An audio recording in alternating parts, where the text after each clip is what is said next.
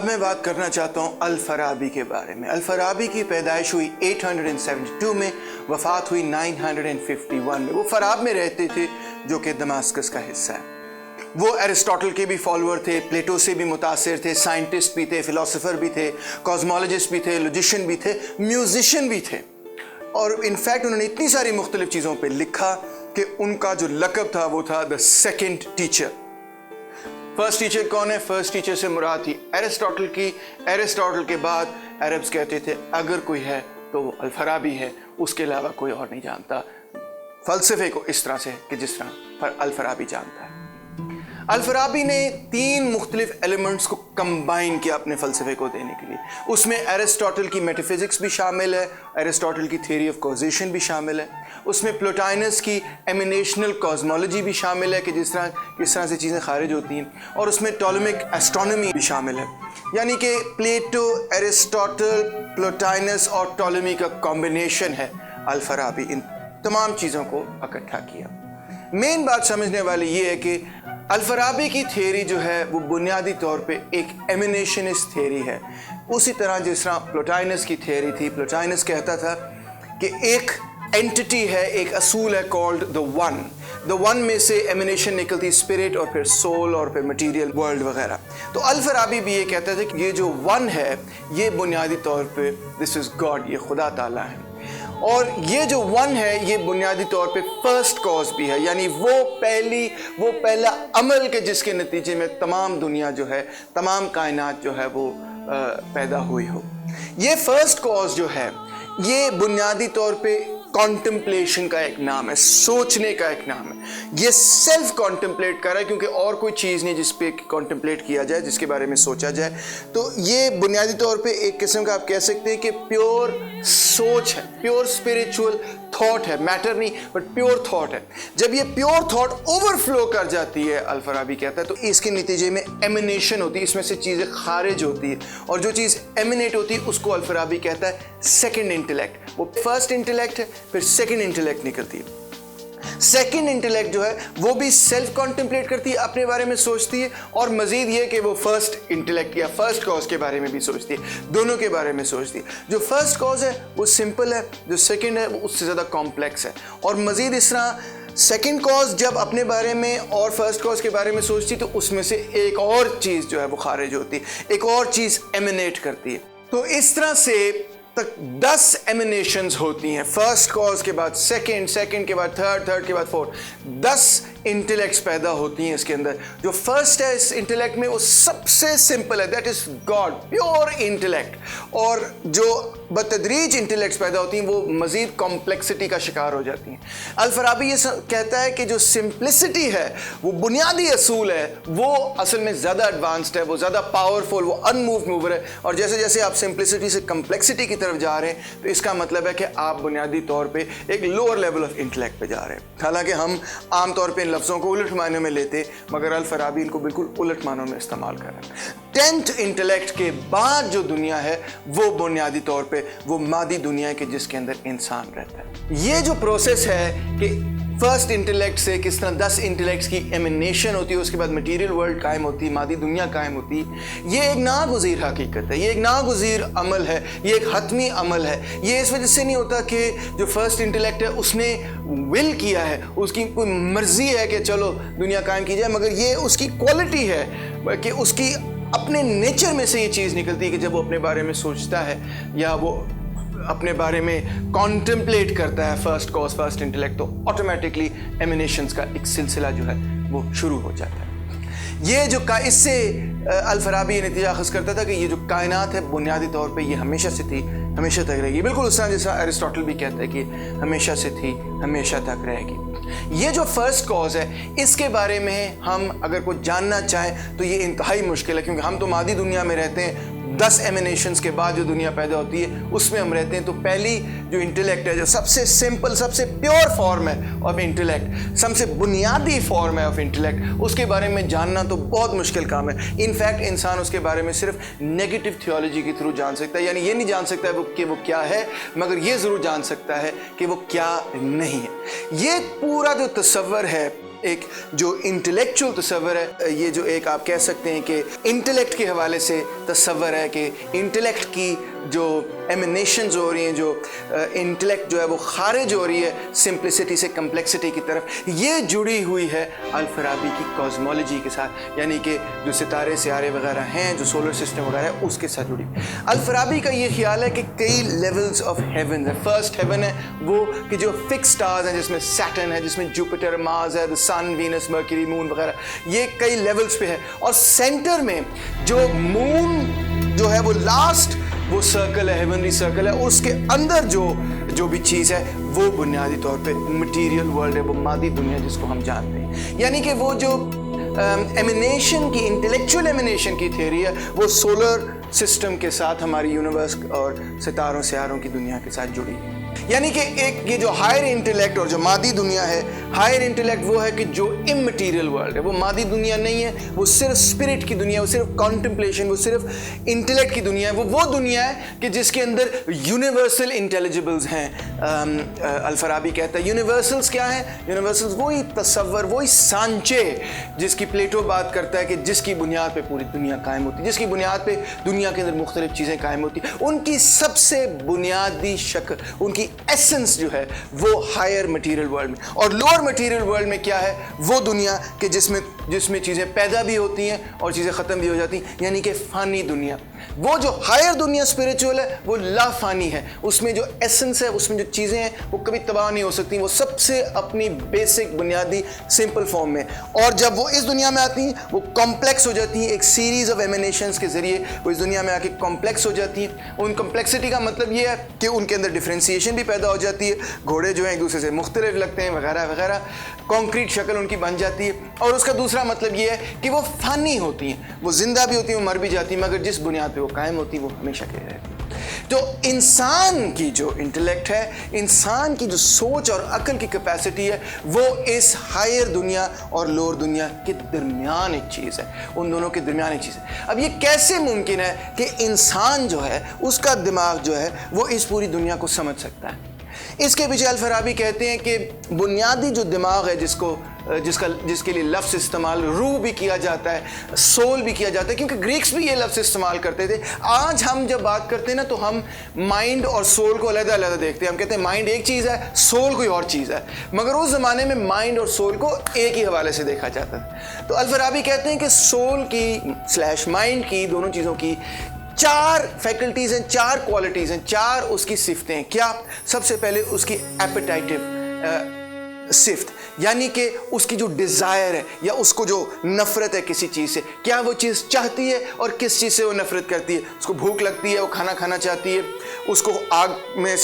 ہاتھ ڈالنے سے درد ہوتی ہے، وہ آگ سے دور رہنا چاہتی، وغیرہ وغیرہ۔ دوسری اس کی سینسٹیو کوالٹی، یعنی کہ اس کی یہ ایبلٹی، سول کی، مائنڈ کی یہ ایبلٹی کہ وہ چیزوں کو دیکھ سکے، چیزوں کو چھو کر محسوس کر سکے، زبان پر لگا کے ان کو ٹیسٹ کر سکے، سن سکے، جو ہماری بیسک سینسز 5 سینسز ہیں، یہ سول کی سیکنڈ صفت ہے۔ تیسری صفت ہے اس کی امیجنیٹو کوالٹی، یعنی کہ جب میں نے ایک چیز دیکھ لی تو اس کے بعد میں اپنی میموری میں ایک اس کی چھاپ بنا لیتا ہوں، اور اس چھاپ کو میں کسی وقت بھی سوچ سکتا ہوں، آنکھیں بند کر کے میں سوچ سکتا ہوں کہ میں نے 2 لمحے پہلے کیا چیز دیکھی۔ تو یہ امیجنیٹو جو کوالٹی ہے، اس کی جو امیجنیشن ہے، اس کی یہ جو ایبلٹی ہے دماغ کی اور روح کی کہ وہ ان چیزوں کو یاد کر سکتی ہے کہ جس کو کہ انہوں نے دیکھا ہو، اس روح نے دیکھا ہو، یہ اس کی تیسری صفت ہے۔ اور چوتھی اس کی سب سے اہم صفت یہ ہے کہ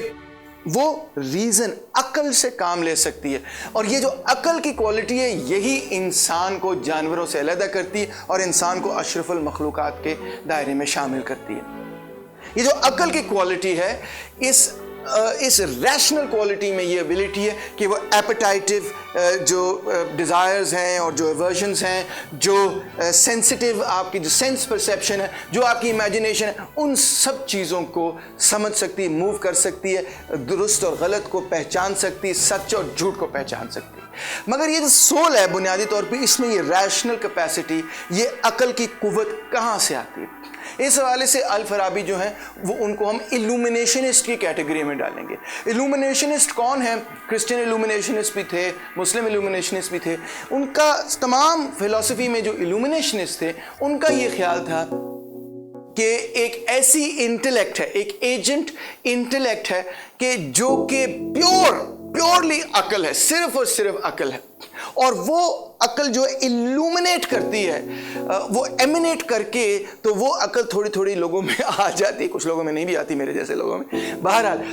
बुनियाद, जो अकल की जो बुनियाद है वो फर्स्ट एजेंट इंटेलेक्ट है, और वो इल्यूमिनेट करती है लोगों के जहन को, और फिर हम जो है अकल की कुव्वत इस्तेमाल कर सकते हैं। यानी कि अकल की जो कुव्वत है बुनियादी तौर पे ये एक डिवाइन क्वालिटी है, ये हमारे जिस्म के अंदर इनहैबिट हो जाती, और इसकी वजह से हम हायर रेल्म के बारे में, वो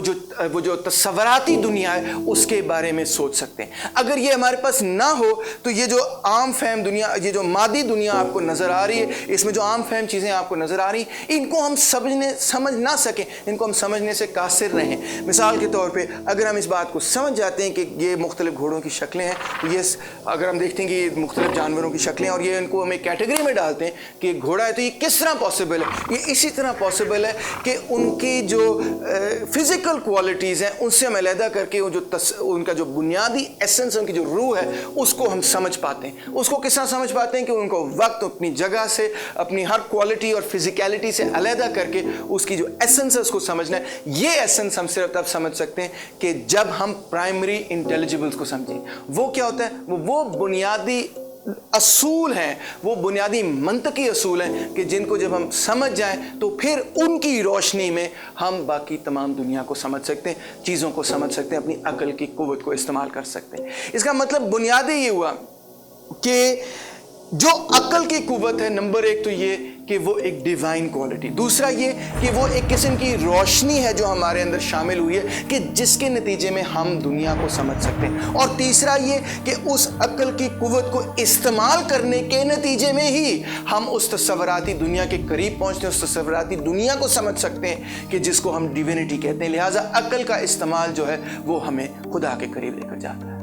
अब हम आते हैं अल-फराबी की पॉलिटिक्स की तरफ। अल-फराबी ने एरिस्टोटल को भी समझा, पढ़ा, अल-फराबी ने प्लेटो के रिपब्लिक को भी समझा। अल-फराबी बड़ी इंटरेस्टिंग बात कहते हैं। अव्वल तो ये कि उन्होंने एक कमेंट्री लिखी एरिस्टोटल के काम पे जिसका नाम है अल-मदीना अल-फदीला, और ये कमेंट्री जो है इसमें वो ये लिखते हैं कि जो प्लेटो का ओरिजिनल तस्वर था रिपब्लिक का, वो बुनियादी तौर पे उससे अल-फराबी बड़े मुतासिर हैं। वो कहते हैं कि दुरुस्त है, वो कहते हैं कि जो फिलोसोफर का बुनियादी काम है वो ये है कि वो रियासत को बताए कि अच्छा क्या है और बुरा क्या है। रियासत का बुनियादी काम ये, एक आइडियल सोसाइटी का, स्टेट का बुनियादी काम ये कि एक समाज के अंदर खुशी जो है वो फैले, ट्रू हैप्पीनेस जो फैले, रियलाइजेशन ऑफ ट्रू हैप्पीनेस, यही बुनियादी किसी भी समाज का काम है। और ये सिर्फ तब मुमकिन है कि जब वो समाज जो है बुनियादी तौर पे फिलोसॉफिकल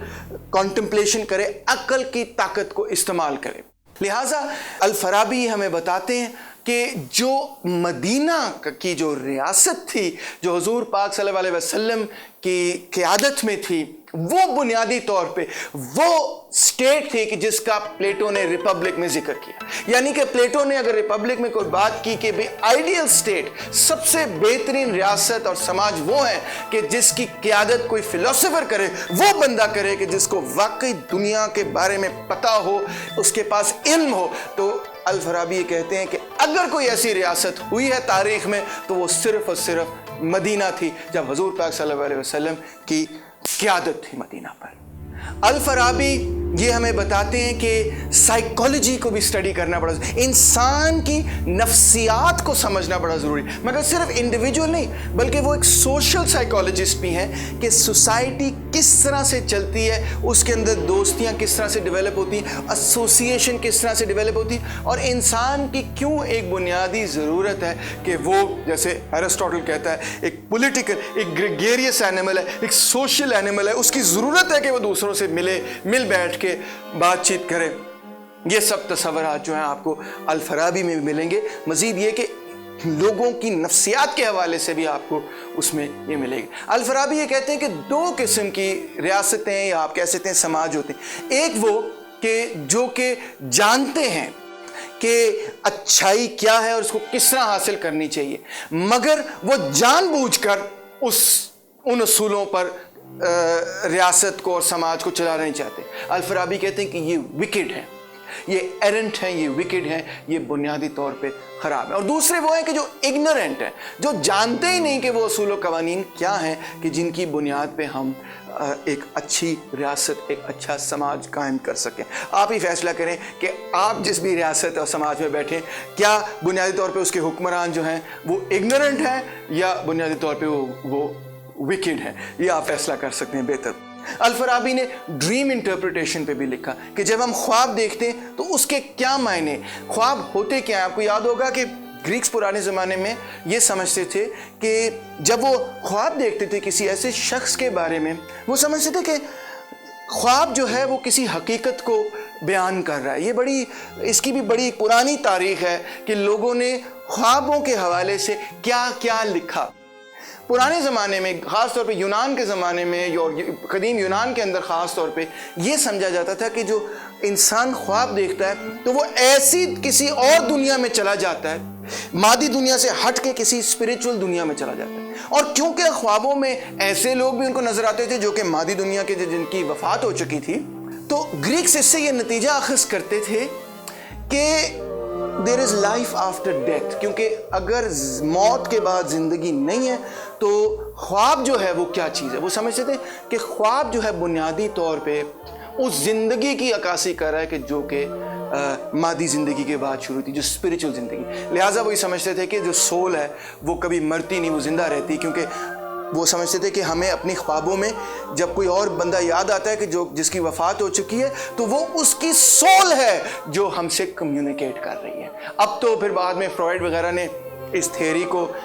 جو ہے بالکل ڈیفرنٹ انٹرپریٹ کر دیا انہوں نے، اور سائنس نے بھی، کہ انہوں نے سمجھایا کہ نہیں یہ برین کے اپنے پروسیسز ہیں وغیرہ وغیرہ، مگر پرانے زمانے میں یہی سمجھا جاتا تھا کہ انفیکٹ فلاسفرز یہ لکھتے ہیں کہ جو اوریجنل تصور تھا اسپرٹ کا، سول کا، روح کا، وہ آیا ہی اس چیز سے تھا کہ جب کہ خوابوں کو کس طرح سے انٹرپریٹ کیا جائے، ان کی تشریح کی جائے، ان کو سمجھا کس طرح سے جائے۔ الفارابی نے موسیقی کے حوالے سے بھی لکھا، ان کی کتاب کا نام ہے کتاب الموسیقی۔ اس کتاب کے اندر وہ یہ کہتے ہیں کہ میوزک جو ہے، موسیقی جو ہے، اس کا تھیراپیوٹک ایفیکٹ ہے، وہ روح کی غذا ہے، وہ روح، جسم و دماغ ان چیزوں کو صحت یافتہ کرتا ہے، وہ بنیادی طور پہ ہمارے اندر جو بد امنیاں ہیں وہ ختم کرتا ہے اور انسان کو امن دلاتا ہے۔ الفارابی جو تھے وہ خود بھی میوزیشین تھے، وہ خود بھی ساز بجایا کرتے تھے، نہ صرف ساز بجاتے تھے، نہ صرف میوزک تھیوری کو جانتے تھے، بلکہ اس پہ لکھتے تھے اور اس کی میڈیکل اپلیکیشن بھی کرنا چاہتے تھے۔